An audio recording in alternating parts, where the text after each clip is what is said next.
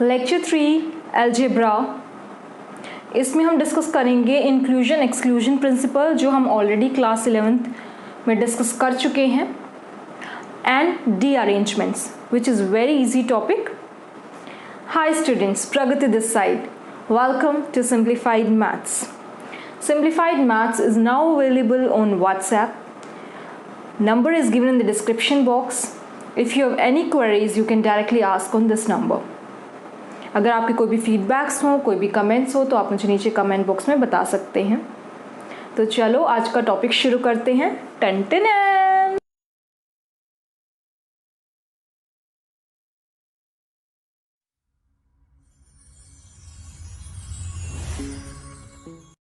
Inclusion exclusion principle, class 11th में हम ये टॉपिक कवर कर चुके हैं, इसके क्वेश्चंस पे डिस्कस कर चुके हैं। क्वेश्चंस की प्रैक्टिस के लिए मैंने लिंक डिस्क्रिप्शन बॉक्स में दिया हुआ है of class 11th inclusion exclusion principle topic का। आप वहाँ से क्वेश्चंस की प्रैक्टिस कीजिए। I will give you 2-3 examples only. So what is inclusion exclusion principle? इसमें 2 फॉर्मूलेज आते हैं। Let A and B be any two finite sets. A और बी मेरे कोई भी फाइनाइट सेट हैं, ठीक है। Then n of a union b, number of elements in a union b equals to number of elements in a plus number of elements in b minus number of elements in a intersection b, ठीक है। ये तो formula है अगर हमें 2 sets given है। अगर 2 की जगह 3 फाइनाइट सेट्स गिवन है, finite is very important here, finite sets. अगर हमें a b c 3 finite sets given है, then number of elements of a union b किसके इक्वल होगा? Number of elements in a plus number of elements b in b plus number of elements in c minus number of elements in a intersection b minus number of elements in a intersection c minus number of elements in a b intersection c plus number of elements in a intersection b intersection c। ये यहाँ पे plus क्यों हुआ? क्योंकि जब हम इसको यहाँ पे सब्ट्रैक्ट करेंगे तो हमारे सारे इंटरसेक्शन वाले सब्ट्रैक्ट हो जाएंगे, तो हमें कॉमन इंटरसेक्शन जो होगा वो ऐड करना होगा, राइट। सो अब इससे रिलेटेड क्वेश्चंस डिस्कस करते हैं। This is very important topic, already discussed in class 11th। Example 1, in a survey of 80 people, 80 people का सर्वे किया गया। It is found that 60 people जो है they like egg. So number of people who like egg कितने हो गए? 60।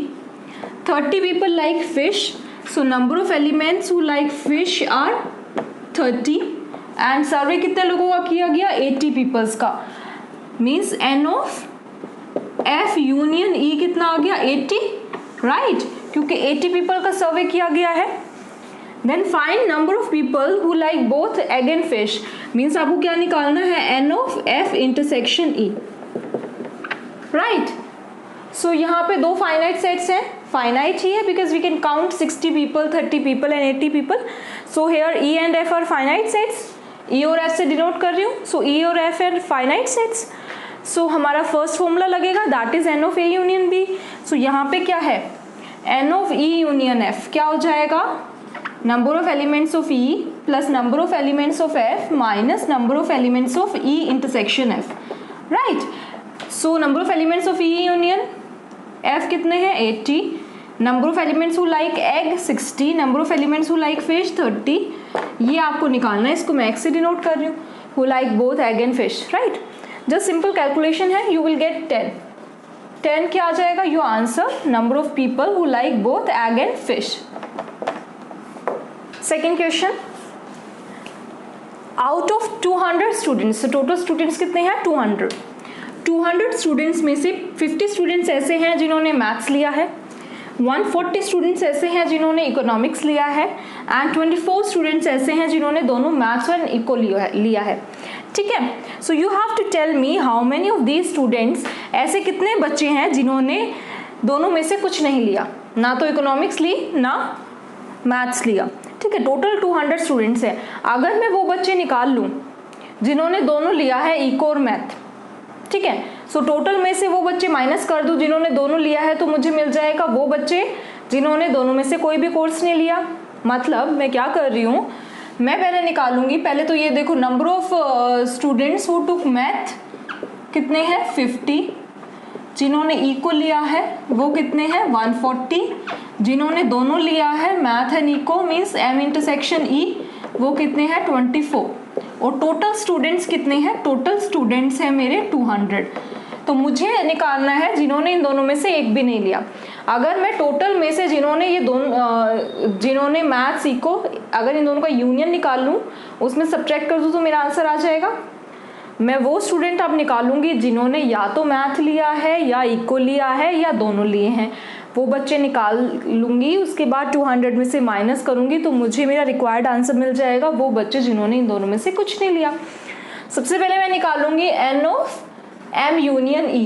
क्या हो जाएगा, N of M plus N of E minus N of M intersection E.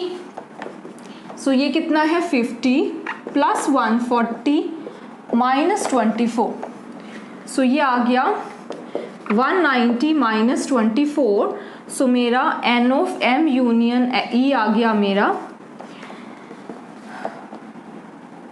166, right. तो ये वो बच्चे हैं जिन्होंने या तो मैथ्स ले रखी है या इको ले रखी है या दोनों ले रखी हैं, और टोटल मेरे पास 200 स्टूडेंट्स हैं। So how many students are there who did not took any of the course. कैसे करूंगी, आंसर क्या आ जाएगा, टोटल में से जिन्होंने दोनों में से एक ले रखा है या दोनों ले रखे हैं उनको सब्ट्रैक्ट कर दूंगी। सो मुझे क्या मिल गया, 34। तो 34 मेरा आंसर है। 34 वो बच्चे हैं जिन्होंने कुछ नहीं ले रखा है, ना ही मैथ्स ना ही eco, right. Last example of this topic, in a survey of uses of 3 toothpaste, 3 types के टूथपेस्ट हैं जिसका सर्वे हुआ है। सपोज उसको मैंने नाम दे दिया ABC। It is found that 60 people like A toothpaste, 55 like B toothpaste, 40 people like C toothpaste, ठीक है। सो N ऑफ A कितना हो गया मेरा 60, N ऑफ B कितना हो गया मेरा 55, N ऑफ C कितना हो गया 60, 40, ठीक है। C कितने को पसंद है, C टाइप की toothpaste, 40 people. 20 people like both A and B, means N of A intersection B कितना हो गया मेरा 20। 35 like both B and C, so N of B intersection C मेरा कितना हो गया 35। 15 people like both A and C, so N of A intersection C मेरा कितना हो गया 15।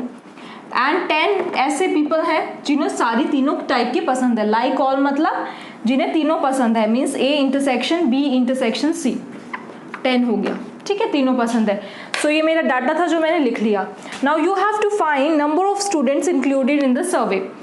टोटल नंबर ऑफ स्टूडेंट्स जो इस सर्वे में इंक्लूडेड है, means N of A union B union C निकालना है। N of A union B union C का मतलब है कि वो लोग जिनको A टूथपेस्ट पसंद है, B भी पसंद है, C भी पसंद है, या A भी पसंद है, B C पसंद है, A C पसंद है, या तीनों ही पसंद है, ठीक है, सारे बच्चे आ जाएंगे वो वाले।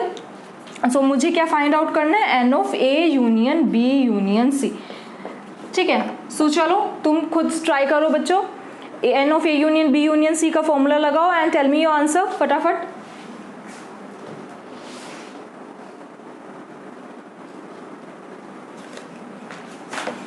I hope everyone has done this till now. नहीं किया है तो फटाफट करो।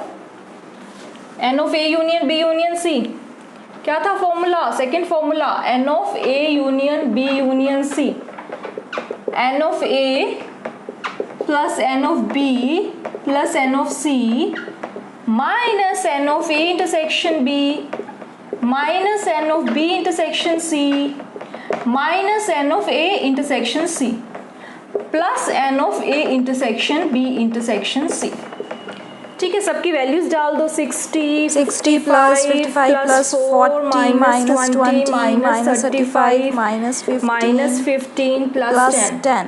सो क्या है answer, it comes out to be 95। So कितने बच्चे इंक्लूडेड है इस सर्वे में, 95 is your answer. So our next topic is derangement. वो थोड़ा लाइटली लिया था inclusion exclusion principle, because everyone knows it. Class 11 का डिस्क्रिप्शन बॉक्स में लिंक भी दिया हुआ है, आप वहाँ से डिटेल में डिस्कस कर सकते हैं, अदरवाइज वो फॉर्मूला ही काफ़ी है, इतना ही पढ़ना है आपको, ठीक है। डी अरेंजमेंट्स, डी अरेंजमेंट एक नया और इंटरेस्टिंग टॉपिक है। आपको कैसे पता चलेगा कि ये जो क्वेश्चन है डी अरेंजमेंट का है, जनरल एप्टीट्यूड का, किस टॉपिक का क्वेश्चन है? देखो, डी अरेंजमेंट में हमेशा कैसी चीज़ें होंगी, इस टाइप की अरेंजमेंट होगी किसी भी ऑब्जेक्ट की, पर्सन भी हो सकता है, कोई ऑब्जेक्ट भी हो सकता है, ठीक है, in which no object appear at its correct place. Derangement का मतलब है कि वो अरेंजमेंट जिसमें कि जो ऑब्जेक्ट है वो अपनी सही जगह पे ना हो, ठीक है। अगर ऐसा कोई क्वेश्चन आपको मिलता है, ऐसा कुछ पूछने को मिलता है जहाँ पे आपको लगता है कि जो वो ऑब्जेक्ट या पर्सन है या कोई भी चीज़ है वो अपनी सही जगह पे नहीं है, तो वहाँ पे आप लगाएंगे डी अरेंजमेंट का formula, right. For example, there are 3 friends, ठीक है, 3 फ्रेंड हैं, उन्हें ऑफिस जाना है, उनका ऑफिस सेम है, बट द सिचुएशन इज, और आप कह सकते हो प्रॉब्लम ये है कि तीनों के पास ही गाड़ियां हैं, पर प्रॉब्लम ये है कि वो अपनी खुद की गाड़ी में नहीं जा सकते।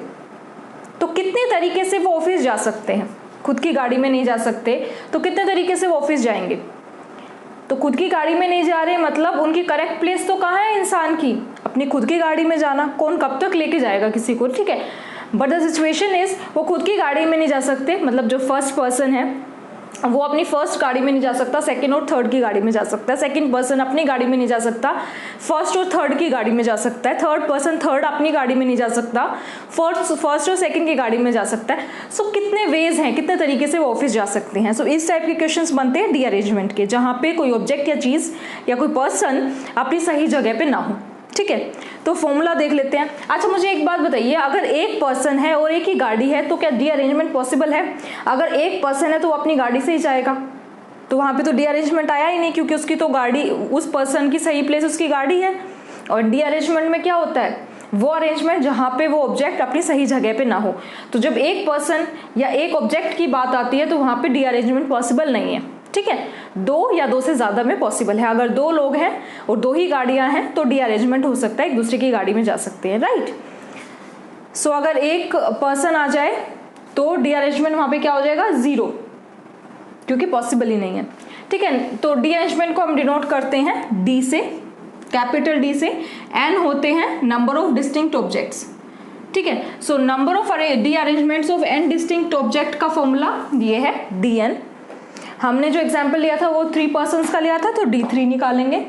DN का फॉर्मूला देखियो, DN का फॉर्मूला देखना है n फैक्टोरियल ब्रैकेट, अब ब्रैकेट के अंदर शुरू हो जाओ 2 फैक्टोरियल से, क्योंकि 1 पर्सन पे D arrangement is not possible. तो 2 से हम डिनोट करेंगे, 2 से हम स्टार्ट करेंगे। सो 1/2 फैक्टोरियल माइनस, प्लस माइनस चलता रहेगा, प्लस से शुरू होगा, 2 से शुरू होगा, क्योंकि D2 से डिफाइन है, D1 जो है वो डिफाइन नहीं है, right. So 1/2 factorial minus 1/3 factorial plus 1/4 factorial up to so on. N distinct object लिए हैं, -1 की पावर n/n फैक्टोरियल, ठीक है। नाउ डी अरेंजमेंट 2 या 2 से ज्यादा के लिए डिफाइन है, सो D2 से निकालेंगे। D1 तो 0 होगा, D1 कुछ होगा ही नहीं, ठीक है। D2 अगर उस फॉर्मूले में लगाऊं तो 2 factorial n factorial into 1/2 factorial minus 1/3 factorial and so on, ये होता था। क्योंकि D2 है तो 2 फैक्टोरियल अप टू 1/2 फैक्टोरियल, क्या आ गया मेरा 1। D3 निकालेंगे 3 डिस्टिंक्ट ऑब्जेक्ट्स का, 3 factorial into 1/2 factorial minus 1/3 factorial that is 2। ऐसे ही D4 9 आएगा, D5 44, D6 265। देखो मैं आपको सजेस्ट करूंगी कि D6 तक आप लर्न कर लीजिए, बिकॉज डायरेक्ट क्वेश्चंस आ जाते हैं, ठीक है।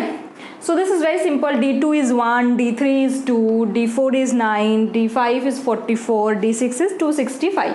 तो लर्न दिस, आगे आप निकाल सकते हैं फॉर्मूले से अगर आगे आते हैं तो, ठीक है। अब देखो एग्जाम्पल देखते हैं। सपोज देयर आर 6 स्टूडेंट्स, ठीक है, उनको कोई क्विज लिखना है या किसी भी टॉपिक पे कुछ भी लिखना है। टोटल स्टूडेंट्स हमारे 6 हैं। जब इवैल्यूएशन की बात आती है, चेकिंग की बात आती है, उन्होंने क्या लिखा है, तो टीचर ने उन्हें सजेस्ट किया है कि अपने पेपर्स को एक्सचेंज करो।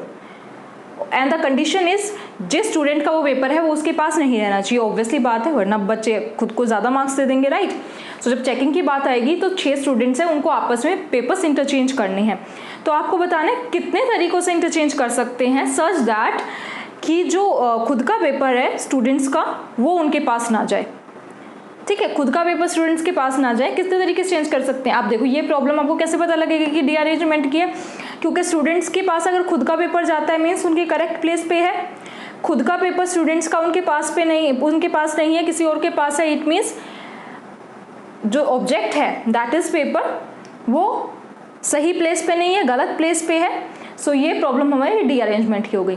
अब 6 बच्चे हैं तो मतलब मुझे क्या निकालना है, D6। सो D6 हमने याद कर लिया, that is 265। So our answer is D6 निकालेंगे 265।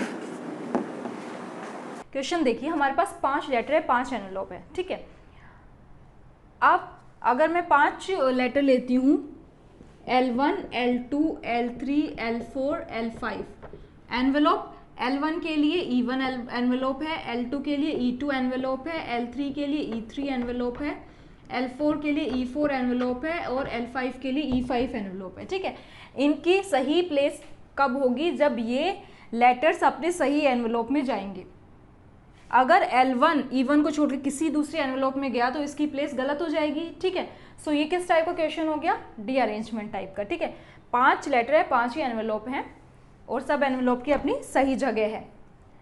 1 लेटर पर एनवेलप मीन्स एक लेटर के लिए एक ही एनवेलप है, राइट इस तरह से। In how many ways we can place these letters in envelope such that, किस तरह से, all are wrongly placed. All are wrongly placed मतलब L1 E1 में नहीं है, बाकी सब में किसी में भी हो सकता है। L2 अपने E2 में नहीं है, बाकी किसी में भी हो सकता है, एंड सो ऑन। और all are wrongly placed means अपने एनवेलप को छोड़ के बाकी किसी भी एनवेलप में है। कितने एनवेलप हैं, तो कितने लेटर हैं, 5। कितने एनवेलप है, 5। तो मतलब ऑल आर रॉन्गली प्लेस्ड में मुझे क्या निकालना है, D5। D5 क्या था मेरा, 44 निकाला था। अदरवाइज आप कर सकते हो 5 factorial into 1/2 factorial minus 1/3 factorial plus 1/4 factorial minus 1/5 factorial. So आपको क्या मिलेगा, 44, राइट। डायरेक्ट याद कर लो, that is good thing for competitive exams. उसके लिए तो आपको फॉर्मूले लगा के दिखाना पड़ेगा, उसके लिए तो आपको दिखाना पड़ेगा 5 factorial 1/2 factorial minus 1/3 factorial plus 1/4 factorial minus 1/5 factorial को सॉल्व करके दिखाना होगा, right. Now next B, at least 1 is wrongly placed. कम से कम एक तो रॉन्गली प्लेस्ड हो, मतलब एक तो कम से कम रॉन्गली प्लेस्ड होना चाहिए। 2 भी हो सकते हैं, 3 भी, 4 भी, 5 भी, ठीक है, सारे भी हो सकते हैं। तो B वाला मैं कैसे निकालूंगी, अगर मैं टोटल में से माइनस कर दूं, अगर मैं टोटल में से वो केसेस माइनस कर दूं जिसमें सारे एनवेलप हमारे सही जगह पे हैं, तो मुझे मिल जाएंगे, ठीक है। टोटल केसेस कितने बनेंगे, 5 लेटर 5 एनवेलप। टोटल केसेस कितने बनेंगे, परमुटेशन कॉम्बिनेशन, टोटल केसेस कितने बनेंगे, 5 फैक्टोरियल। 5 फैक्टोरियल वेज में हम अरेंज कर सकते हैं इन 5 लेटर्स को 5 एनवेलप में, राइट। सो टोटल में से अगर मैं वो केसेस माइनस कर दूं जिसमें कि सारे अपनी सही जगह पे हैं, all are in correct place,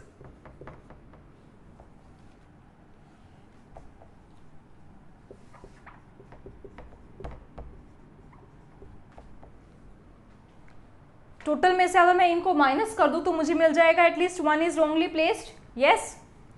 so all are in correct place पे कितने वेज हैं भाई, L1 E1 पे ही हो सकता है, L2 E2 पे ही हो सकता है, L3 E3 पे ही हो सकता है, L4 E4 पे ही हो सकता है, L5 E5 पे ही हो सकता है। एक ही तरीका है। इनके अलावा कोई और केस बन रहा है जिससे सही जगह पे सही एनवेलप, सही लेटर सही एनवेलप में हो, इसके अलावा कोई वे है, एक ही वे है, ऐसे ही हो सकते हैं सही प्लेस पे। So there is only 1 way. So 5 factorial क्या होता है मेरा, 120 minus 1 that is 199 is your answer, ठीक है।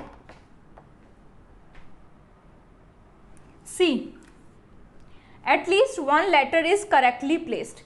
कम से कम एक लेटर तो करेक्टली प्लेस्ड हो, एक से ज्यादा भी हो सकते हैं, 2 भी हो सकते हैं, 3 भी, 4 भी, 5 भी।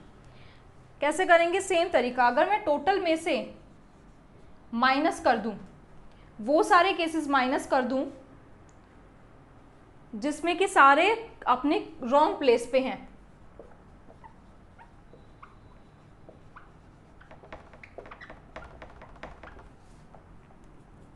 Five factorial minus at least one letter is correctly place का मतलब है एक लेटर तो करेक्टली प्लेस होना चाहिए, 2 भी हो सकते हैं, 3 भी हो सकते हैं, 4 भी हो सकते हैं, 5 भी हो सकते हैं। तो कितने वेज हैं at least one letter is correctly placed के? अगर मैं टोटल में सारे रॉन्गली प्लेस्ड वाले माइनस कर दूँ तो मुझे मिल जाएगा। टोटल कितने वेज हैं अरेंज करने के लिए? 5 लेटर्स और 5 एनवेलप्स को 5 factorial minus all are wrongly placed, a part all are wrongly placed मतलब मुझे क्या निकालना है? D5 मीन्स 120 माइनस 44 that is 76, right. Now fourth one, exactly 2 letters are correctly placed. Exactly सिर्फ 2 लेटर्स करेक्टली प्लेस्ड होने चाहिए, बाकी के जो 3 बचे वो रॉन्गली प्लेस्ड हैं। एग्जैक्टली का मतलब यही हुआ, exactly means 2 letters are correctly placed, बाकी के 3 जो हैं वो रॉन्गली प्लेस्ड हैं। टोटल 5 हैं, बाकी के जो 3 हैं रॉन्गली प्लेस्ड हैं उनको कैसे कर सकते हैं? D3। D3 का मतलब क्या है कि जो 3 हैं वो रॉन्गली प्लेस्ड हैं। और एग्जैक्टली 2 लेटर्स करेक्टली प्लेस्ड कैसे निकालूंगी मैं 5 में से? 5C2 5C2 लगाऊंगी तो मेरे क्या आ जाएंगे? वो केसेस जिसमें एग्जैक्टली जो 2 लेटर्स है वो करेक्टली प्लेस्ड हैं। बाकी के लिए 3 के लिए क्या करेंगे? 3 तो अपनी गलत जगह पे हैं, दैट इज D3 से मल्टीप्लाई, राइट। देखिए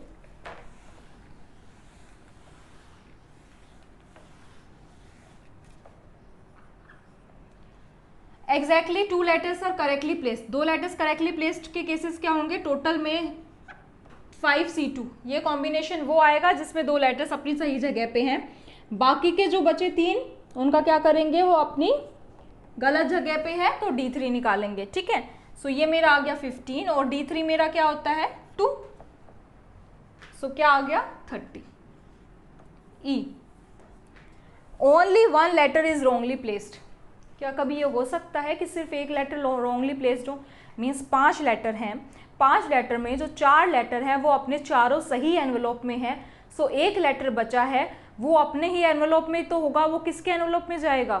क्या ये केस कभी पॉसिबल है? Only 1 letter is wrongly placed? No. 5 में से अगर 4 लेटर अपने चारों एनवेलप में हैं, सही एनवेलप में, सो बचा एक लेटर वो अपने सही एनवेलप में ही तो होगा, क्योंकि एक ही लेटर बचा है, एक ही एनवेलप बचा है।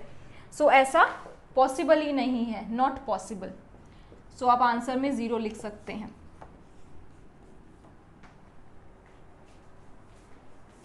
आज के इस वीडियो में बस इतना ही। I hope you like this video. अगर आपके कोई फीडबैक्स है तो आप मुझे ज़रूर बताइए, so that I can improve myself. Next time we will discuss fundamental theorem of arithmetic. Till then bye bye, C